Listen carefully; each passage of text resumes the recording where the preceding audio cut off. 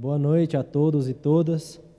Queria começar esse culto fazendo a leitura bíblica que se encontra em 2 Coríntios, versículo 5, 17. Quem está unido com Cristo é uma nova pessoa. Acabou-se o que era velho, já chegou o que é novo. Oremos. Senhor Deus, muito obrigado, Pai, por permitir que nós estejamos, mesmo que online, Pai, aqui adorando, Pai, engrandecendo o Teu nome. Abençoe, Pai, esse culto que seja edificante aos nossos corações, Pai. Abençoe as pessoas que estão se esforçando para fazer ele acontecer, Pai, nesse tempo de pandemia, que eu sabe que não é fácil, meu Deus. É o que eu te peço e agradeço. Em nome de Jesus, amém. Agora, nós teremos um momento de louvor com a juventude da IBJE. Boa noite, irmãos. Eu queria muito ouvir um boa noite assim, né, aqui ao vivo. Mas boa noite para você que está aí na sua casa. Nós estamos aqui para louvar e exaltar ao nome do Senhor. E eu convido você a cantar como o exército de Cristo, se posicionado, né, em forma, para poder louvar e adorar o nome do Senhor. O nosso general é Cristo. As palmas.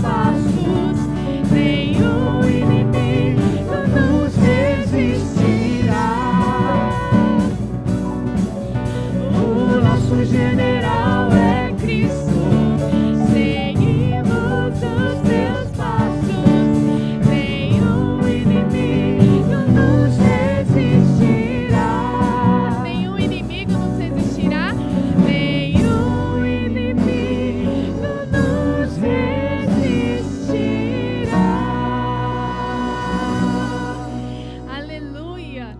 Como é bom termos a certeza de que nenhum inimigo nos resistirá, porque nós lutamos e nós marchamos revestidos pelo Senhor, pelo sangue de Jesus.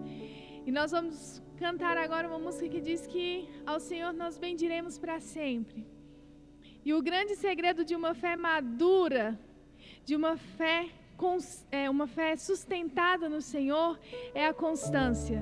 Quando nós temos as nossas raízes fundadas no Senhor, nós podemos passar por vales e montanhas, mas nós também permanecemos, porque o nosso Deus permanece.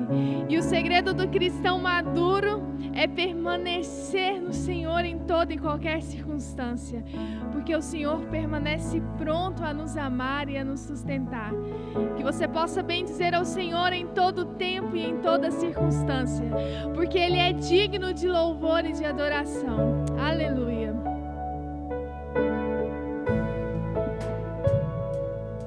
A ti bendirei.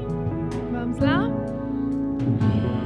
A ti bendirei para sempre.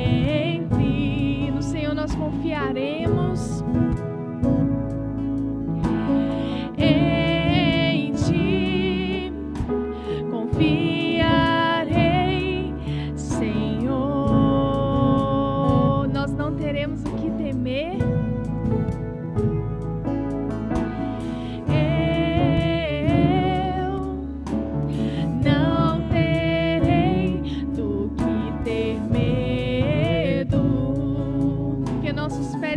Firmados na rocha, meus pés só na rocha firmarei.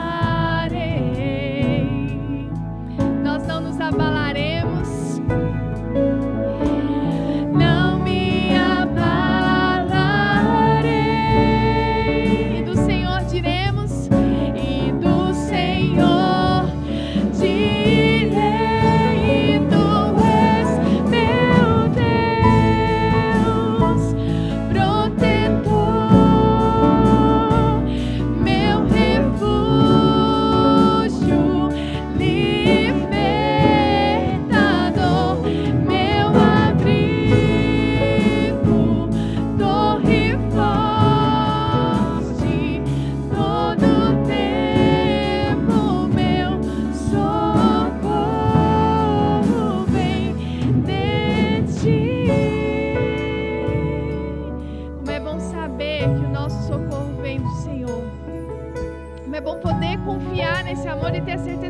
Sempre conosco.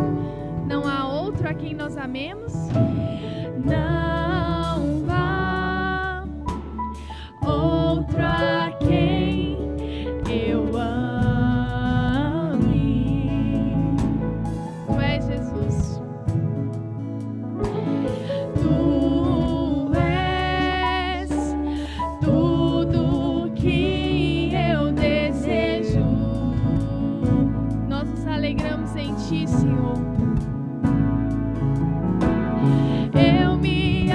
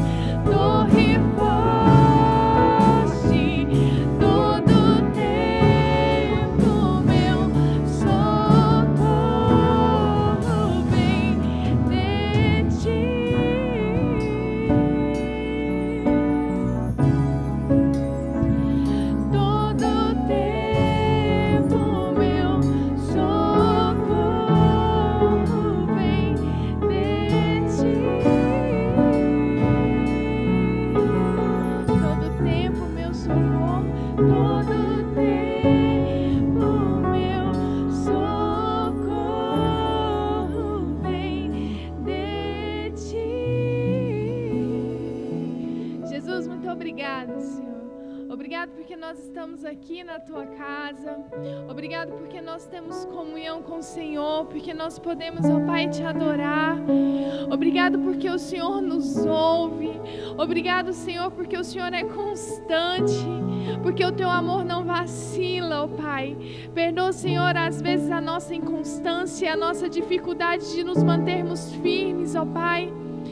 Nós clamamos e pedimos, Deus, para que o Teu Espírito Santo possa nos trazer à memória aquilo que nos dá esperança, que o Teu Espírito Santo possa nos lembrar das Tuas promessas, que o Teu Espírito Santo possa nos lembrar de quem o Senhor é e que nós possamos nos posicionar, decidirmos, ó Pai, nos colocar diante do Senhor, mesmo diante das nossas falhas e das nossas dificuldades, nos apresentarmos e dizer: Senhor, nós estamos aqui, eis-me aqui, Senhor, para Te louvar, para Te exaltar e para permanecer, para criar raízes em Ti. Louvado seja o Senhor por tudo que o Senhor é, por tudo que o Senhor fez, por tudo aquilo que o Senhor representa nas nossas vidas. Um Deus de amor, um Deus de misericórdia, o nosso Salvador, a nossa razão, a nossa essência, Deus. Louvado seja o Senhor. Perdoa, Senhor, os nossos pecados em nome de Jesus. É que nós cantamos, oramos e falamos contigo, ó Pai. Amém. Amém.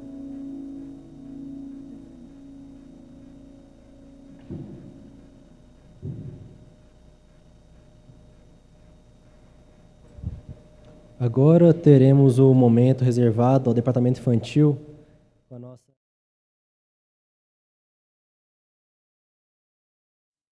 Sou uma florzinha de Jesus, sou uma florzinha de Jesus. Oi, Quarentina. Oi, você tá aí? Sim, eu tô aqui te escutando cantar, continua. Você sabia que eu sou uma florzinha? Sim, eu sabia, e eu também sou uma florzinha. Mas eu tava pensando, de onde vêm as flores? Assim, a primeira flor, de onde ela veio? Ah, você não sabe? Não, assim, se veio de um galinho, de onde que veio? Se foi a abelhinha que pegou o pólen. Ah, tá bom, mas muitas sementinhas produzem florzinhas. Sementinhas? Sim, eu não sabia, eu já sei. Sabe o que eu queria? Que, Quarentina? Eu queria que minha casa todinha fosse cheinha de flores. Mesmo, que legal! Eu já sei o que eu vou fazer. O quê para deixar sua casa florida? Eu vou comprar um monte de semente, vou jogar na sala, na cozinha, no banheiro, no meu quarto, em todos os lugares, que é para ser uma casa dentro de um jardim. Um jardim dentro da casa? Não sei, eu só sei que eu quero muitas flores na minha casa. Ah, Quarentina, mas eu acho que essas sementinhas assim, que caírem no chão, na sala, na cozinha, é no chão mesmo que você vai plantar? É, pra gente andar no meio das flores.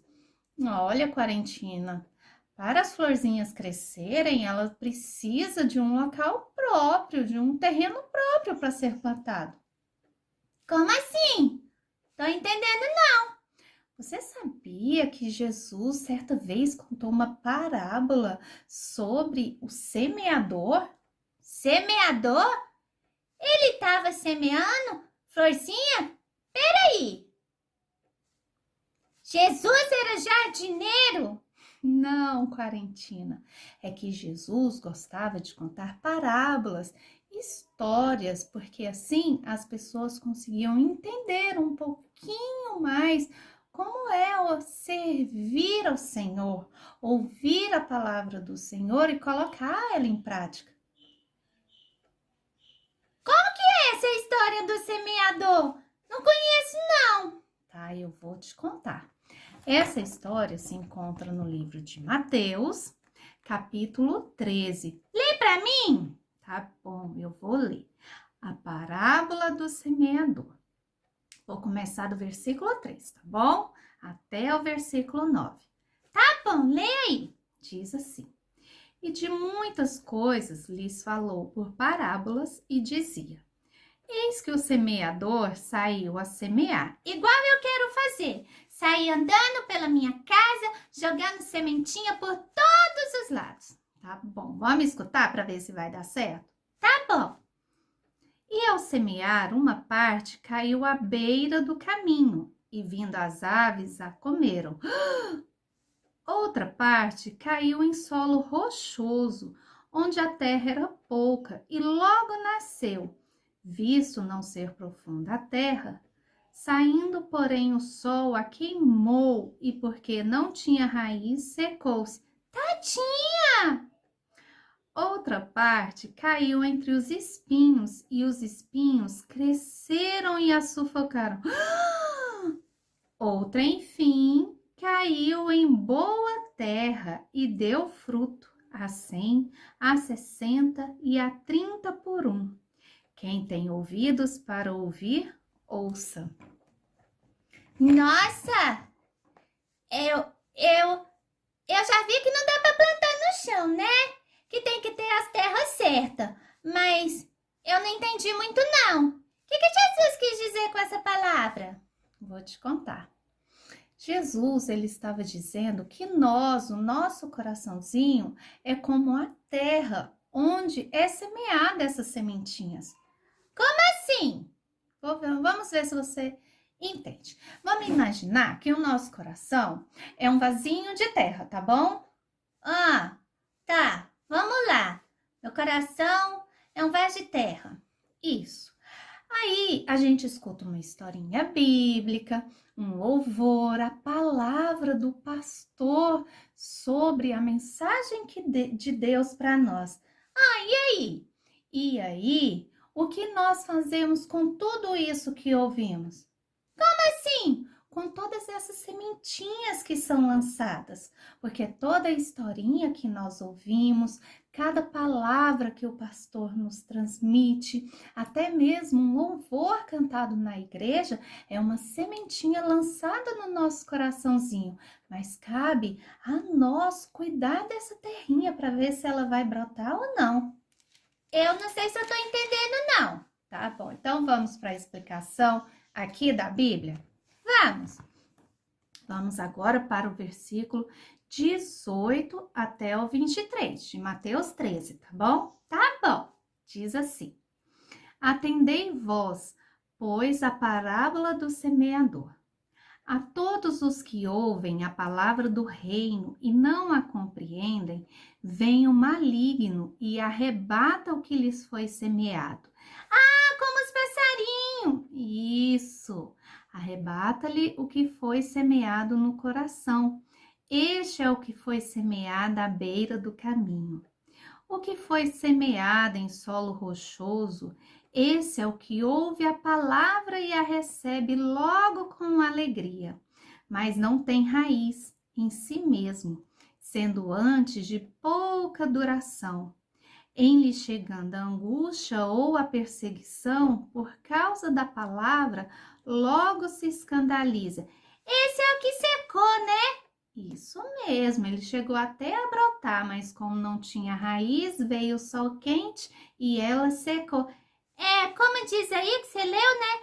As preocupações, as angústias. Isso mesmo.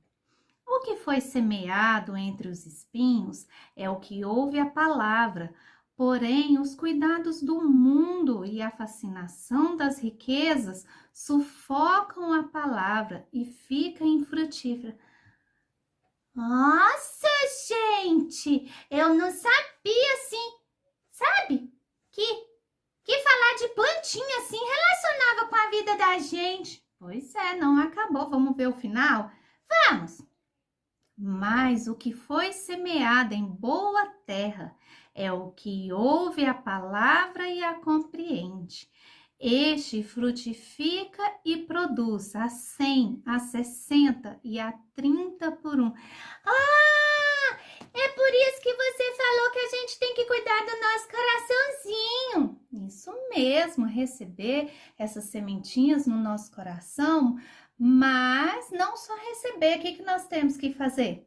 cuidar, né? Eu vejo lá em casa, a minha mãe molha as plantinhas dela todos os dias, que é para elas não ficarem com sede. Pois é, assim também nós temos que fazer com aquilo que plantamos no nosso coraçãozinho, a palavra de Deus, e assim nós temos que alimentá-lo todos os dias, através da leitura da palavra, Cantando uma música, fazendo oração. isso mesmo, senão a nossa terrinha vai ficando Sequinha, igual solo rochoso. isso mesmo. E quando vem as preocupações, quando vem as angústias, o que acontece com a plantinha? Ela murcha e morre. Isso, Mas eu vou ser um solo bom para que a plantinha cresça no meu coração. isso mesmo, que possamos todos os dias regar o nosso coração, ser um solo bom para podermos frutificar aquilo que o Senhor tem semeado em nós. Eu entendi. Então, vamos nos preparar para ouvir a palavra do pastor. Um grande beijo para vocês. Um grande beijo E tchau!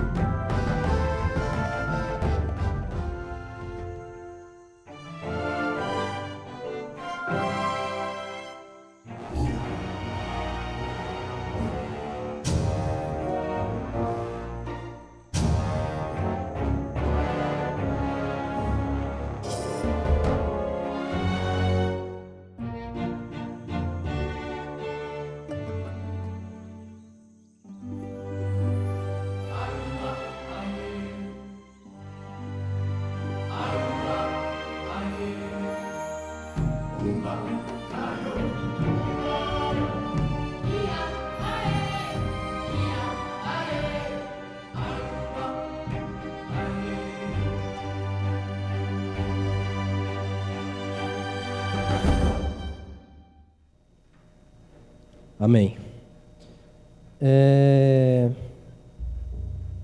Façamos a leitura bíblica que se encontra em 1 Pedro 3, de 13 a 14. Se de fato vocês quiserem fazer o bem, quem lhes fará o mal? Como vocês serão felizes se tiverem de sofrer por fazer o que é certo? Agora temos uma oração feita pelo nosso irmão Luiz Guilherme.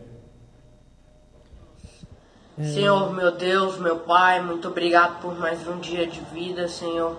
Eu venho estar aqui orando mais uma vez em Tua presença, meu Pai, para Te pedir que possamos ter constância no reino de Deus, que possamos estar perto do Senhor a todo momento, que podemos estar determinados a todos os dias levar a tua palavra para todas as pessoas que não te conhecem, Senhor. E que possamos ter motivação nisso e ter esperança que um dia todas as pessoas vão te conhecer, Senhor. Eu venho também te pedir pela juventude, que o Senhor venha estar abençoando eles a todos os momentos, que agora nessa fase o Senhor venha estar com todos nós a cada momento e nos protegendo. Muito obrigado por tudo. Eu oro e agradeço em nome de Jesus. Amém. Amém. Informamos agora que aqueles que desejam realizar os dízimos e ofertas, as informações para que seja executado está passando na tela nesse momento, e também para quem deseja fazer de forma presencial, estaremos recebendo pelo Carlinhos de segunda a sexta no horário comercial e durante o sábado até 11 horas. Convido agora o pastor Marcelo, que irá ministrar a palavra essa noite. Boa noite, irmãos. É um prazer enorme estar de volta a esta igreja. É pena realmente não poder encontrar todos os irmãos.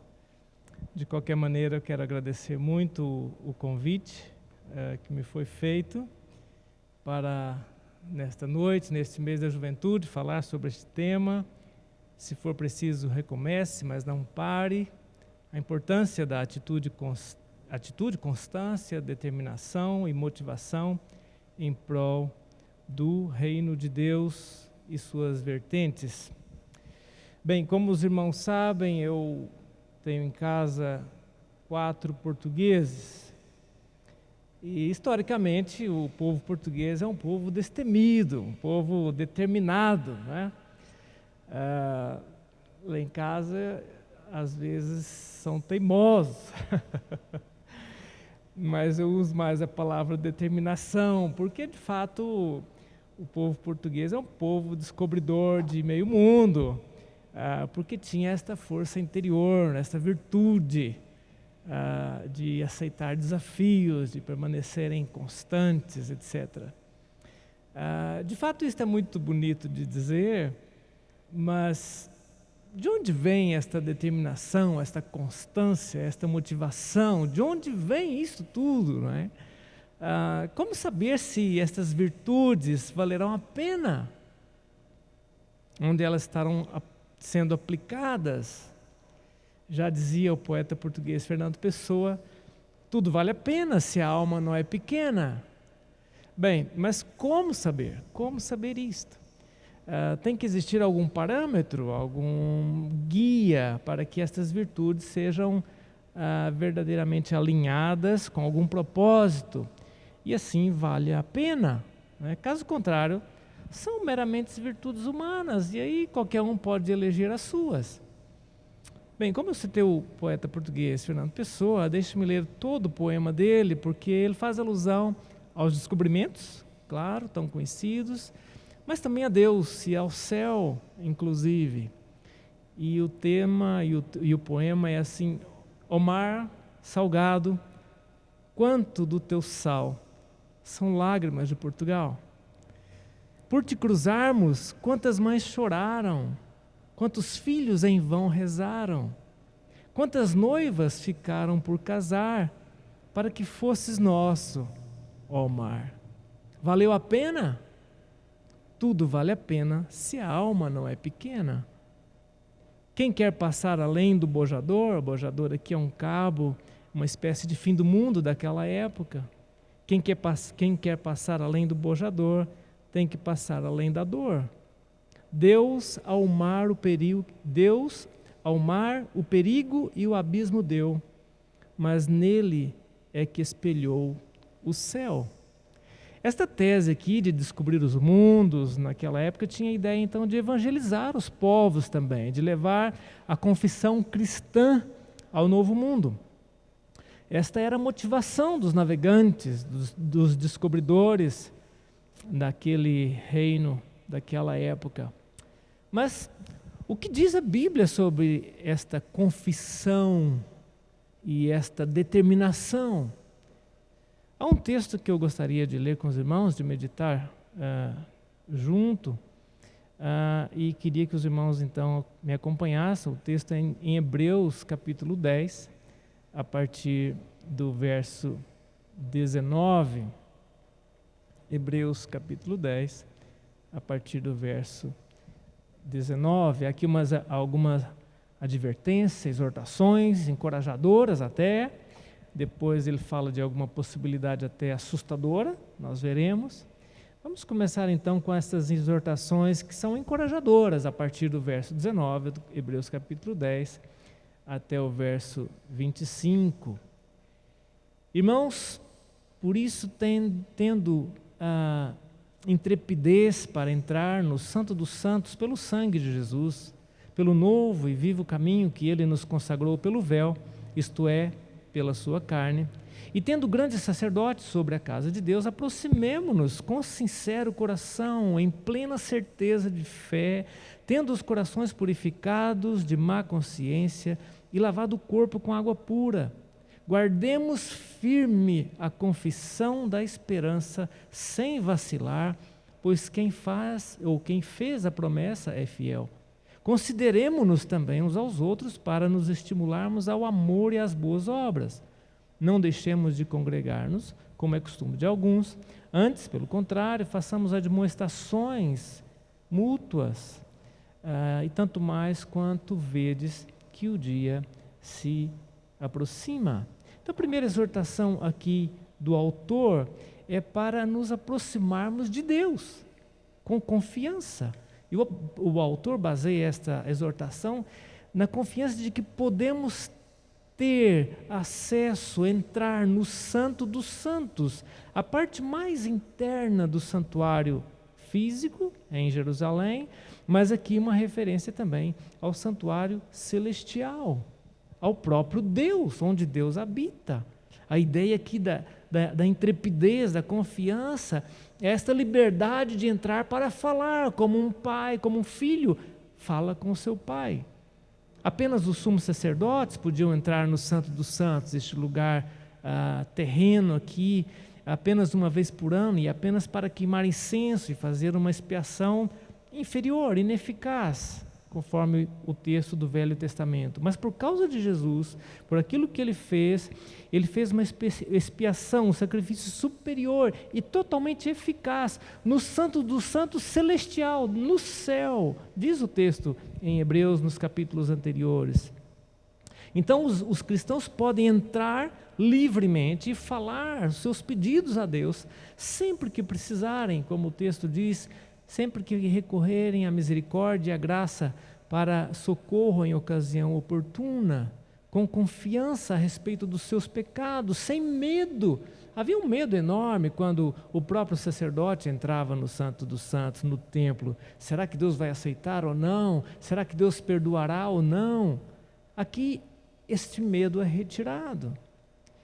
Isto nos dá aqui uma primeira conclusão simples, de que temos sempre acesso a Deus por meio de Jesus Cristo para falarmos e recebermos misericórdia e graça. E esta realidade é fundamental para qualquer ânimo.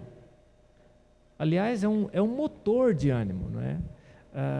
Não é somente a bateria, isto é o próprio carregador. Isso me faz lembrar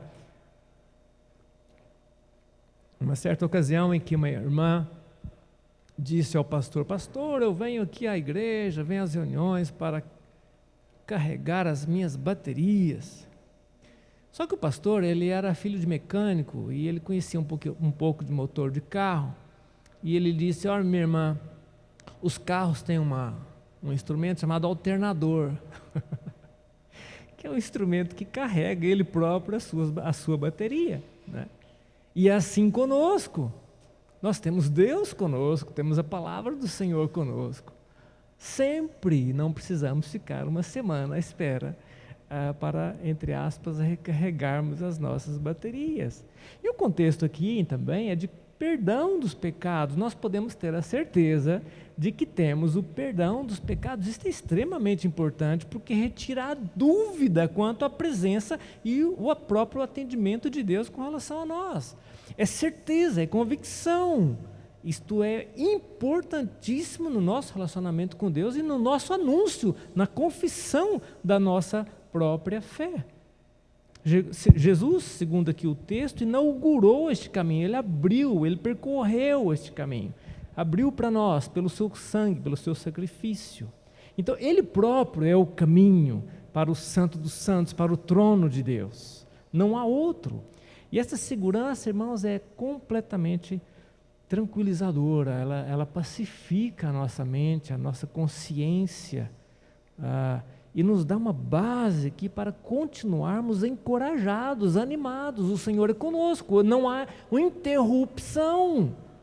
Irmãos, isso é tão impressionante, porque não há uma necessidade de reconstruir nenhum caminho, mesmo havendo pecados da nossa parte. Vejam, a segurança não está em nós, não está nos nossos atos. A segurança está no ato sacrificial de Jesus Cristo na cruz. É nele que está a nossa segurança. E realmente a pior coisa para nos tirar o ânimo, irmãos, a esperança, a razão de viver, é a falta de perdão de Deus. Viver sem a esperança, a compreensão de perdão de alguém que é absoluto, que é alguém que é o juiz, nós estamos sempre com a consciência pesada, culpada. Isto é atormentador, isto tira a paz, isto dá desânimo. Isso tem levado muita gente a tentativas de suicídio, por exemplo. O que resta é uma expectativa horrível de juízo e vingança, porque todo mundo sabe que existe uma verdade absoluta, um juiz de todas as coisas.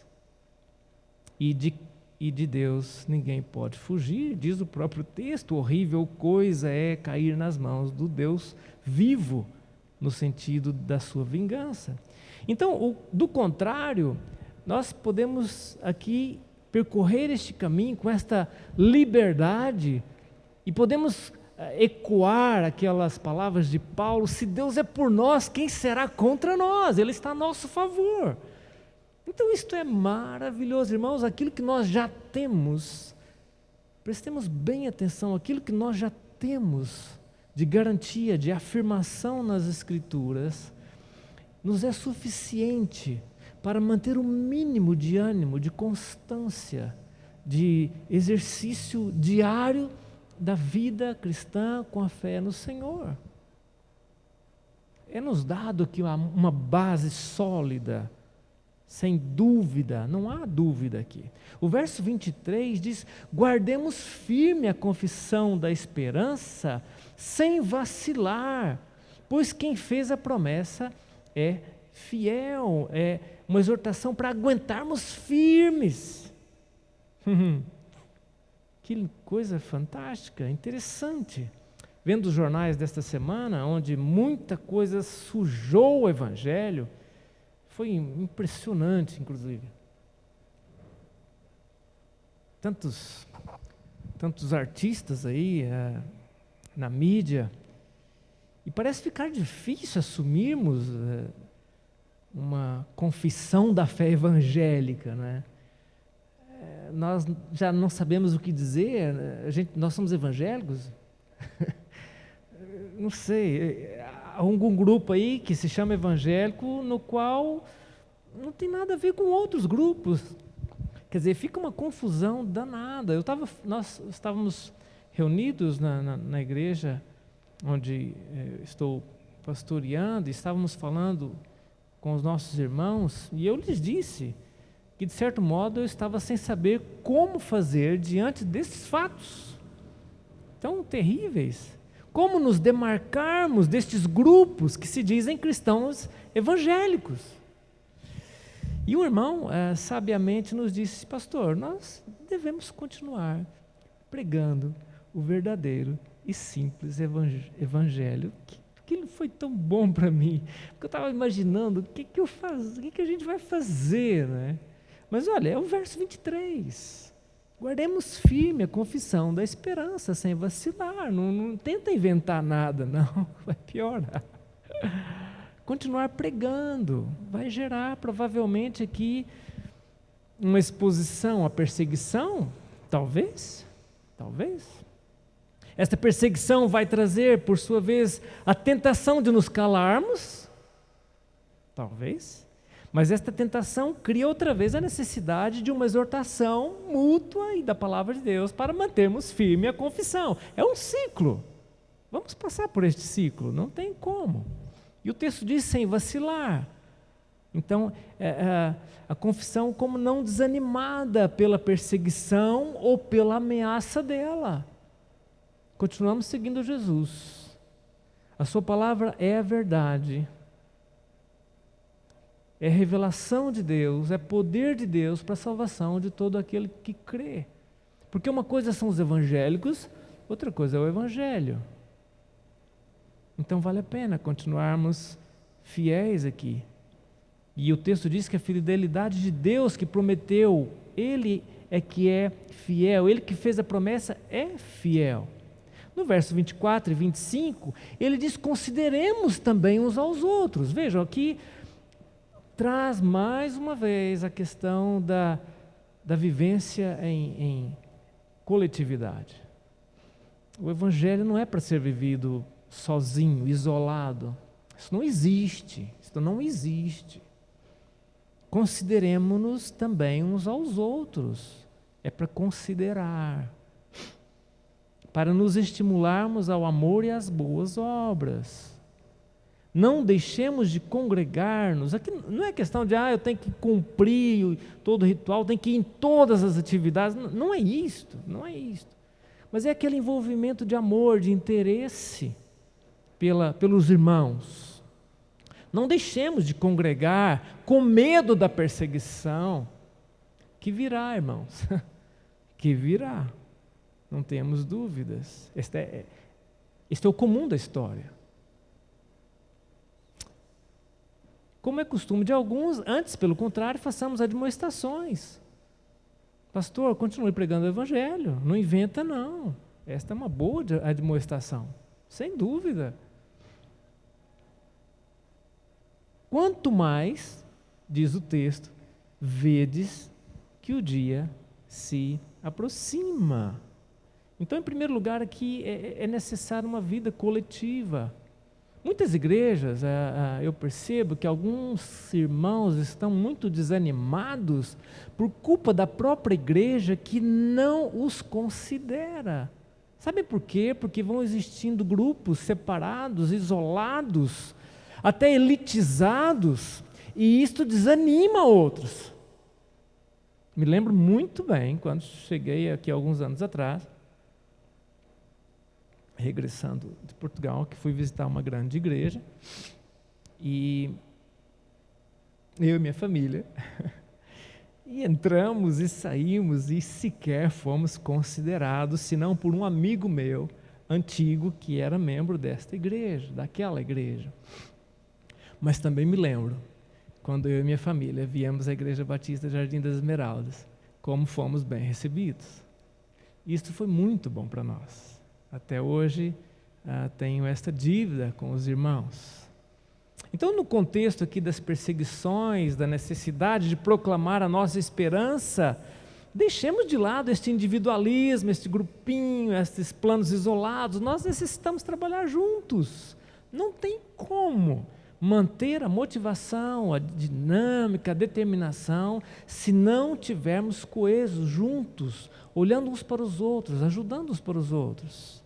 E alguns aqui, naquela época, para evitar então as perseguições, abandonavam a igreja. E até mesmo a fé, ele vai dizer isso logo a seguir, caindo em apostasia, ou seja, abandono e até negação de Cristo, como foi dito hoje aqui, já lembrando de Pedro. Ele não apostatou, não abandonou, mas chegou a negar Jesus, né? E é interessante isto.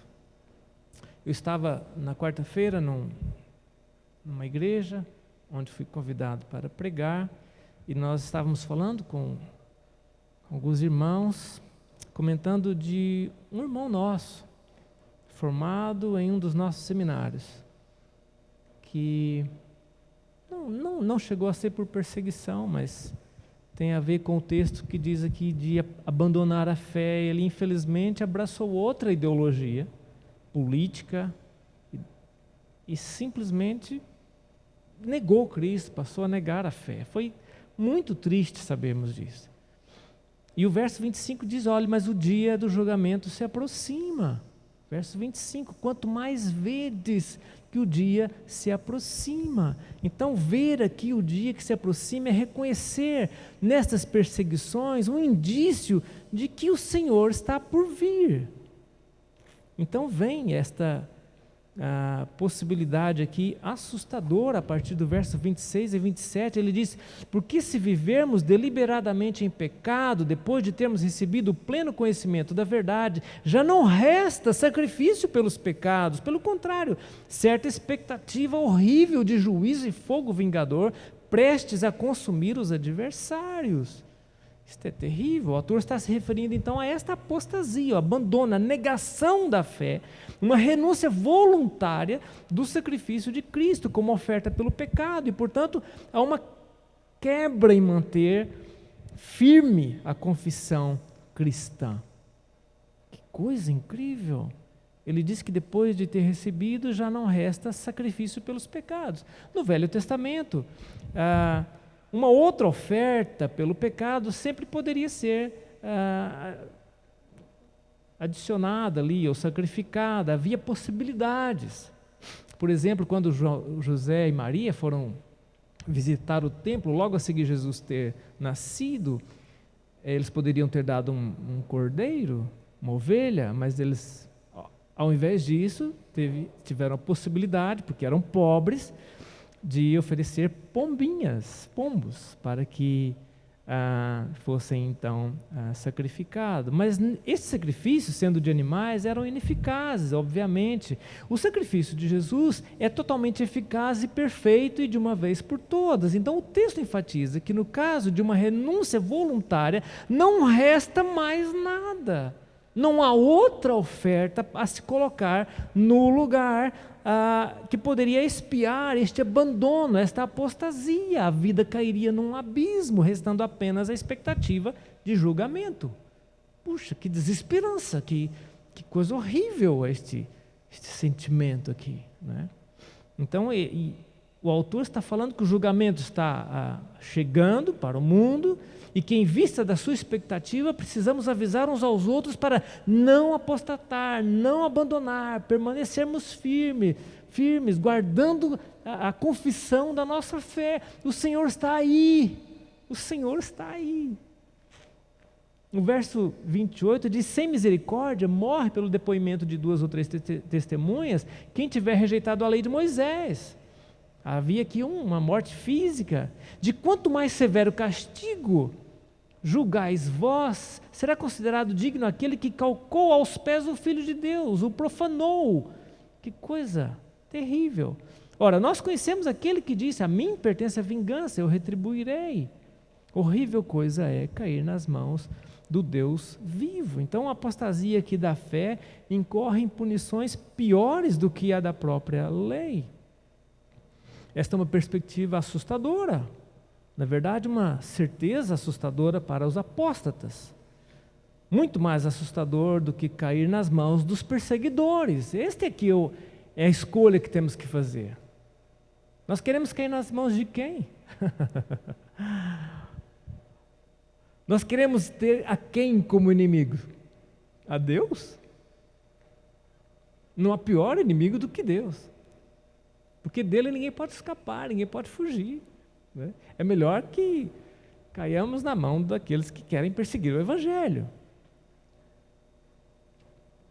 Só um parênteses, irmãos, alguns crentes sofrem algum tipo de ansiedade quando leem esse texto, porque dizem, se vivermos deliberadamente em pecado, parece que a ideia de que algum pecado, ou todo pecado é deliberado, quer dizer, ele é intencional, não é? E eles pensam então com isto que, como a sua vontade é deliberada em pecar, quando pecam, eles são culpados desta condenação de Deus aqui, quase que ficam aterrorizados com a ideia de terem perdido a salvação.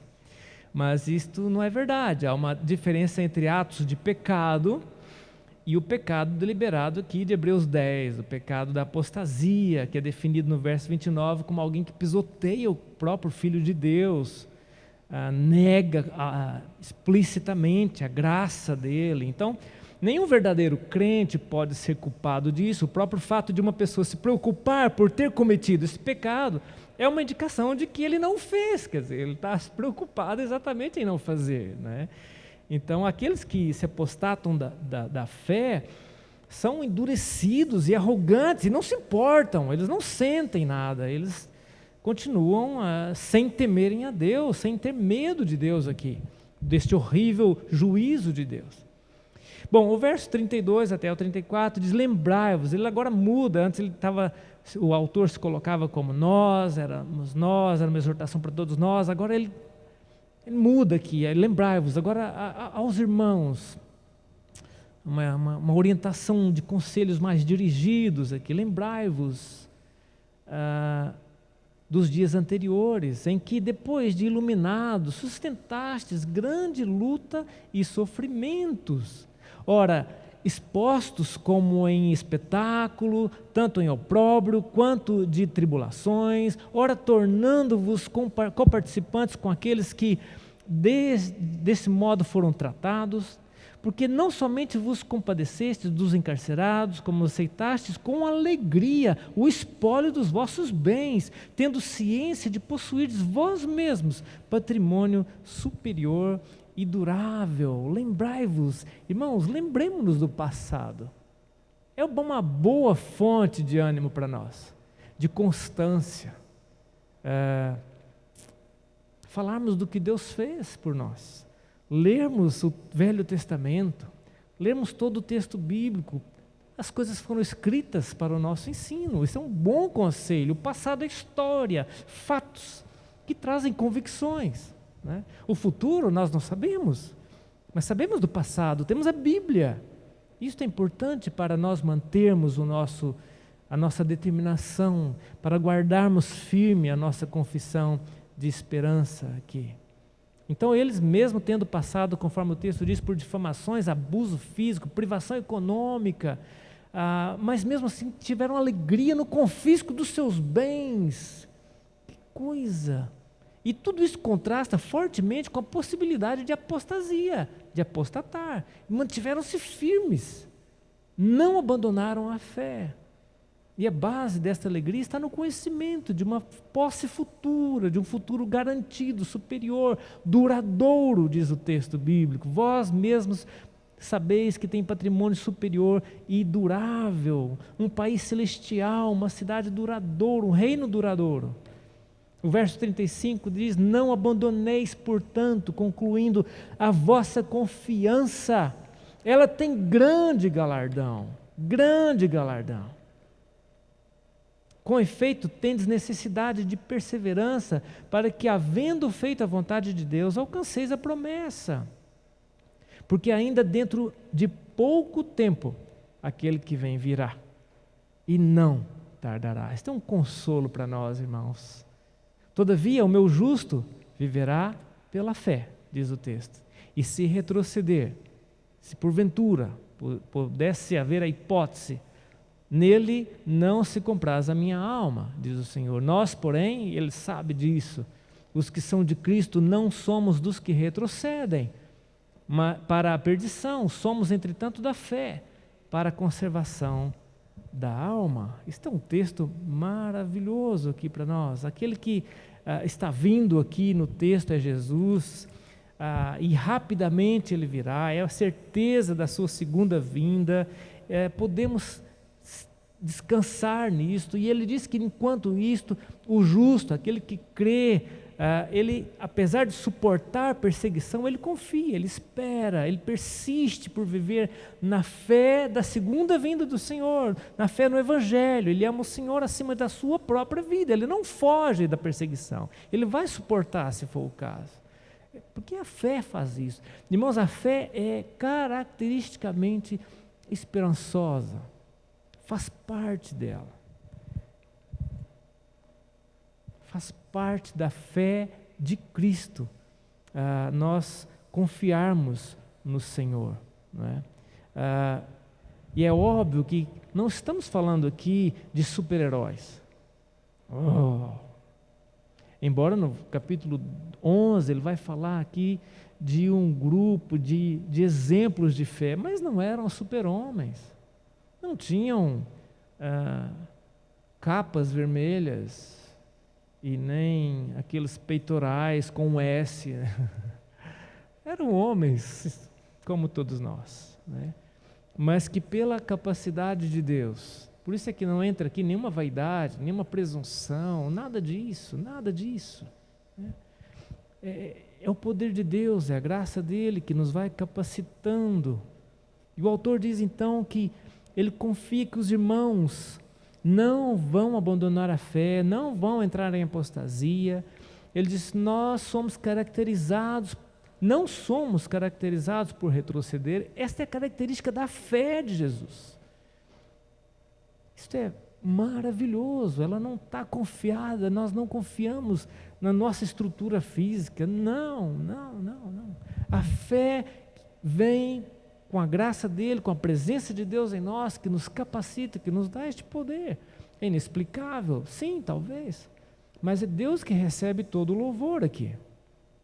Em vez disso, nós somos caracterizados por fé, diz ele, que resulta na preservação da vida, não pela força humana, não pela presunção, não orgulho, nem sequer vaidade. A perseverança, mesmo na perseguição, mesmo com o risco de vida, vai sendo confirmada e vai se confirmando também que o Senhor está conosco, que nós temos a vida eterna se estamos em Cristo Jesus. Então, vamos mantendo a confissão do Evangelho. Viva, simples, pela internet, presencialmente, não vamos alterar. Não há uma segunda versão da Bíblia. É ela. Ela está totalmente válida. Não está desatualizada. Então, irmãos, a conclusão que chegamos aqui é que, no fundo, nós não temos escolhas. A nossa fé é determinada a ser determinada. Nós não temos para onde ir, nós não temos outra esperança, nós não temos outro sacrifício, nós não temos outra mensagem de perdão dos pecados, nós não temos outro Senhor, nós não temos outro mediador, nós não temos mais nenhuma hipótese, nenhuma chance além de Cristo. Conta-se a história do conquistador espanhol Hernán Cortés, que saindo de Cuba, tomou as terras do México, do povo azteca, no século XVI. Era um homem implacável, desbravador da América Central, obstinado, ambicioso, e ele não mediu nenhum esforço para alcançar os seus objetivos. E chegando no México, ele disse: agora queimem os navios, para que não mais haja nenhum meio de regressar para trás. Claro que o texto bíblico não tem nada a ver aqui com ambição, com conquista terrena, com alcançar grande sucesso, não é nada disso, O chamado vai muito além disso, é desistirmos da vida velha e vivermos a nova vida em Jesus. E a vida velha morre, acabou, morreu, não há remendos, é morte. A ideia do batismo, morte e ressurreição. Não era apenas queimar algumas coisas, queimar roupas, queimar revistas que eu via, músicas, que não tem nada a ver com isso, nada a ver. É a vida que morre e uma vida que nasce. E o convite de Jesus é para morrermos, de fato, para o mundo. E se aceitarmos, então, esse chamado, irmãos, se entendermos e aceitarmos a nossa morte com Cristo, então sim, tudo vale a pena, porque a alma, embora pequena, tem agora uma razão. Mesmo neste mar, tem agora a direção. Disse Jesus: ninguém que, tendo posto a mão no arado, olha para trás, é apto para o reino de Deus. Esta força, claro, como eu já disse, não está em nós, não somos mais fortes que ninguém, pelo contrário, até somos mais fracos, porque admitimos que somos pecadores e não temos outra esperança a não ser Cristo. Mas o poder de Deus, segundo a Bíblia, se aperfeiçoa exatamente nesta fraqueza, para que Deus receba sempre o louvor. Por isso, pensando nisso tudo, em perseverança, constância, motivação, este é um texto maravilhoso, que coloca Jesus no centro. Não há aqui a ideia de tentativa de criarmos motivações extras, virtudes extras, humanas, humanistas. Não é isto, não é isto. O poder aqui é divino, dependemos dele. Por isso, irmãos, peçamos ao Senhor o seu poder, a sua constância, a sua perseverança, que Ele seja a nossa fortaleza e que fortaleça também a nossa fé, mesmo perante grandes desafios, grandes perseguições e diante de um Brasil que suja muitas vezes o nome do Evangelho e a gente vai ser colocado no meio, vamos sofrer por isto, não tenhamos dúvidas disso, mas nós não vamos desanimar. Nós sabemos o que o Senhor fez conosco, nós sabemos o perdão que Deus deu a cada um de nós, e isto é possível para qualquer um que se achegue ao Senhor, por pior que esteja a sua situação. O perdão através de Jesus é concedido gratuitamente. Vamos orar. Bendito Deus, nós te louvamos pela tua preciosa palavra de esperança, de fé, de trazer também a todos nós a consciência de que nós dependemos de ti, não temos forças na nossa capacidade, muito menos nas circunstâncias, elas nos retiram a energia toda, principalmente nesses tempos que estamos vivendo.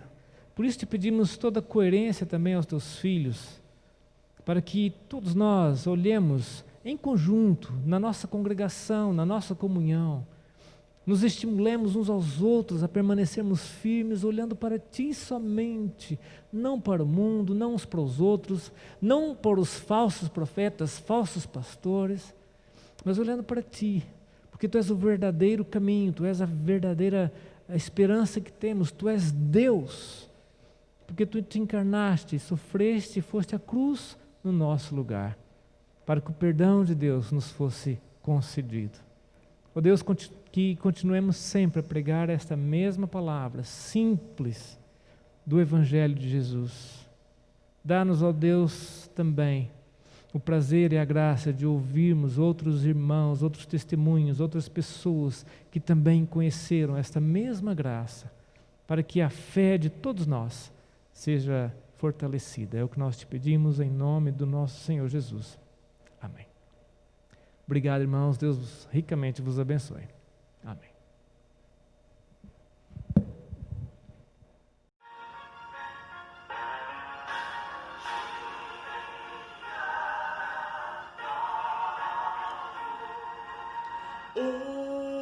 Estou no meu jardim, tranquei a porta, abri meu coração, reguei minhas raízes com minhas lágrimas, gotas de adoração. Senhor, não quero que os meus olhos percam o brilho do primeiro amor por ti. Não quero que me se perca o desejo de te adorar. Vem, Senhor, e me resgata todos os dias só pra te adorar. Quero ser teu bom perfume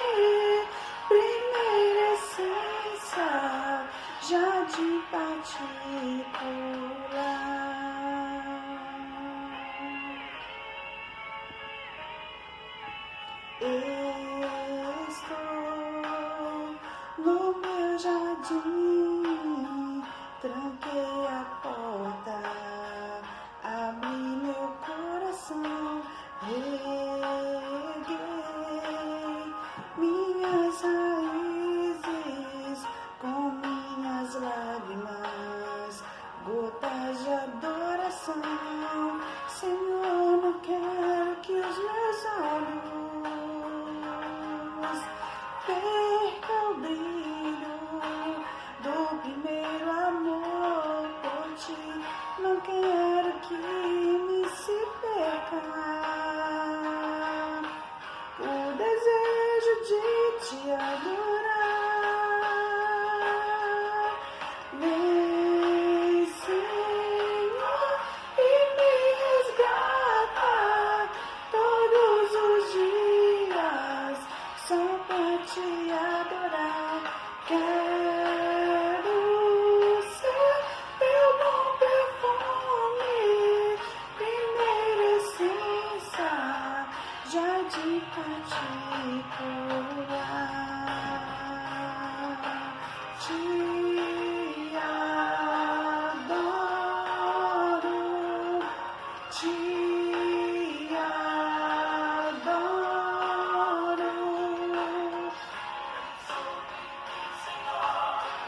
Vem sobre mim, Senhor, vem sobre mim, Senhor, vem sobre mim, Senhor, te adoro, te adoro. Vem e me resgata todos os dias só pra te adorar. Quero ser teu bom perfume, primeira essência, jardim particular,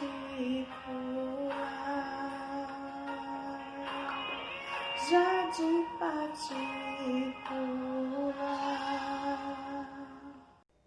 Amém. Estamos encerrando esse culto de hoje. Quero agradecer a participação dos nossos espectadores e que possamos estar presentes no culto da semana que vem para adorar e engrandecer o nome do nosso Deus. Oremos. Senhor Deus, obrigado, Pai, por permitir que nós viemos essa noite, Pai, adorar, Pai, engrandecer, Senhor, e bendizer o Teu nome, Pai. Abençoa essa semana, meu Deus. Coloca tuas mãos, Pai, sobre os Teus servos. Abençoa as pessoas que estão enfermas, Pai, e que nós possamos passar essa semana, Senhor, sem grandes percalços, Pai. Que o Senhor possa nos acompanhar e nos proteger, meu Deus. É o que eu te peço e agradeço. Em nome de Jesus, amém.